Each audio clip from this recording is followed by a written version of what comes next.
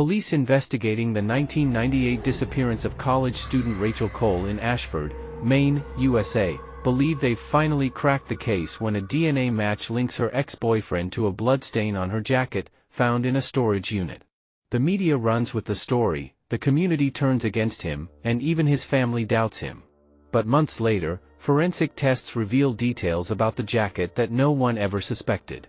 Rachel Cole was a college freshman, loved by her family and cherished by her friends.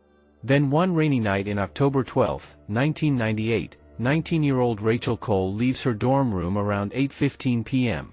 She's heading 3 blocks to a friend's apartment.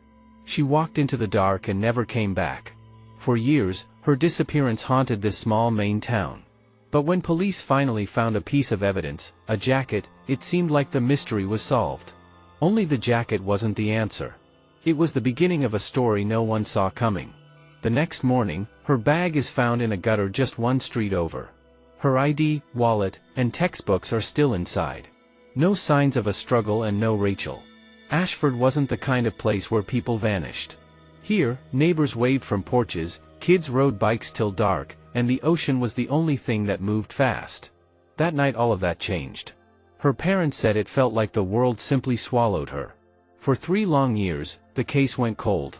Until 2001, when investigators searched a storage unit belonging to Rachel's ex-boyfriend, Mark Reynolds.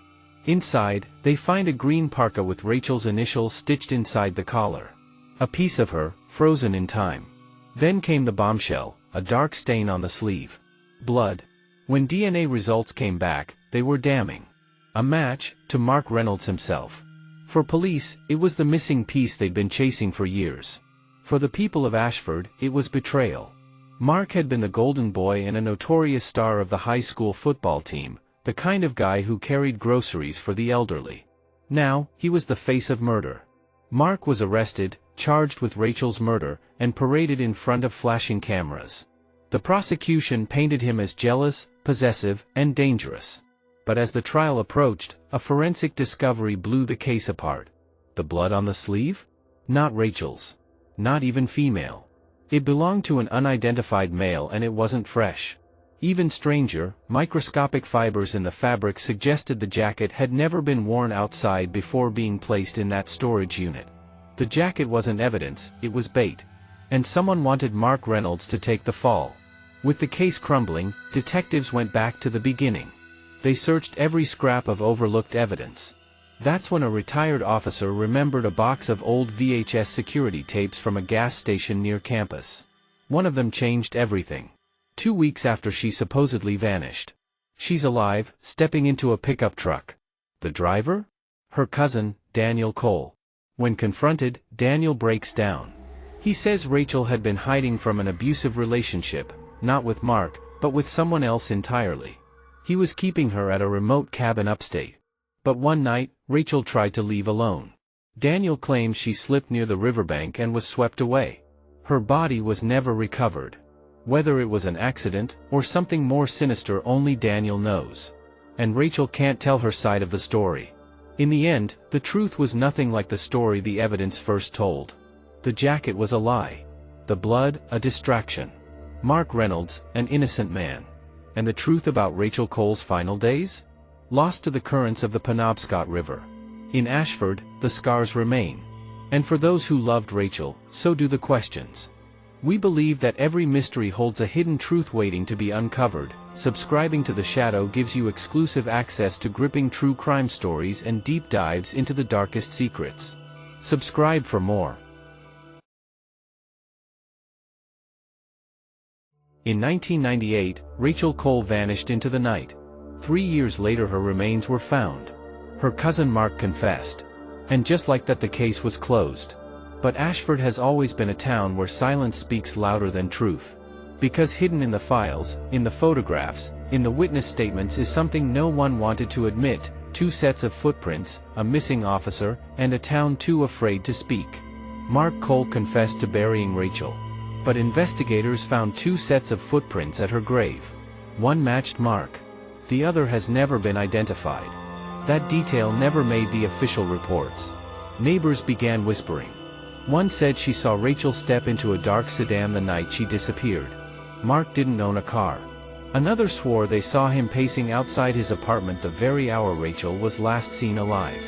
So if Mark didn't act alone, who was the other figure in the woods? This crime has erupted too many questionable answers and several unanswered questions. Should a confession be enough, or should evidence speak louder than words? And why did Ashford go so quiet when the questions began? Detective Pierce, the same man who uncovered the fake jacket evidence, noticed the inconsistencies. He raised questions about the second suspect. Within weeks, Pierce was pulled off the case. Internal memos, later leaked, suggested town officials wanted the file closed. Quickly. Quietly. And then Rachel's best friend revealed something chilling. Rachel wasn't afraid of Mark. She wasn't afraid of Daniel. She was afraid of someone else. Someone older. Someone in uniform. Her diary echoed the same dread. If I tell, no one will believe me. Maybe she was right. Was Ashford protecting its own? Or was this all just coincidence? In 2010, new forensic testing revealed something shocking. DNA on Rachel's belongings. It didn't match Mark. It didn't match Daniel. It matched no one in the state database. But whispers in Ashford pointed to a man. An older officer. The same officer who once mentored Mark Cole. He left Ashford quietly. No charges. No questioning. Some believe Rachel discovered something about him. Something dangerous. And that night she paid the price. If that's true, then Mark's confession wasn't the whole story. It was a mask. A smokescreen. And Rachel's real killer may still be free. Mark Cole sits in prison. He confessed. He broke. He wept. But what about the footprints? The sedan? The missing officer? Did Ashford bury more than just Rachel that night? Did it bury the truth? Do you believe Mark acted alone? Or, is Ashford still hiding a killer? In 2007, nearly a decade after Rachel Cole disappeared, a waitress in Ashford came forward with a story. She claimed she saw Rachel the night she vanished. Not with Daniel, her ex-boyfriend, but with someone else. An older man. Within days that waitress was gone. Her name was Marjorie Lane. She worked late nights at a small diner on the outskirts of town.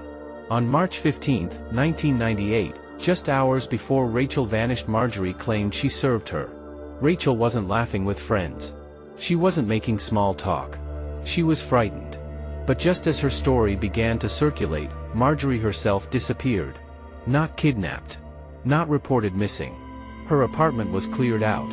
No moving records. No job transfer. No forwarding address. She was simply gone. Was she running from something? Or from someone? Marjorie's story matched whispers already circling in Ashford that Rachel feared someone in uniform. And her description of the older man? It resembled a local officer. One whose name had quietly been erased from files. Neighbors claimed Marjorie had been seen with him before. That they had some kind of connection. But if that was true, why was her statement ignored?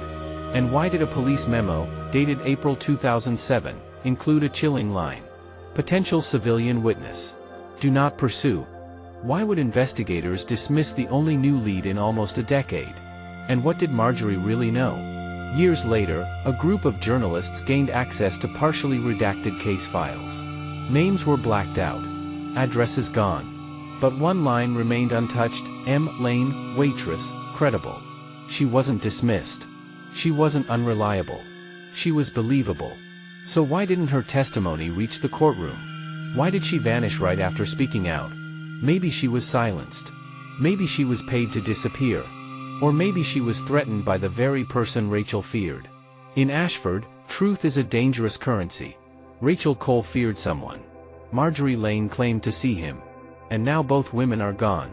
2 disappearances. 2 silences. One town that refuses to speak.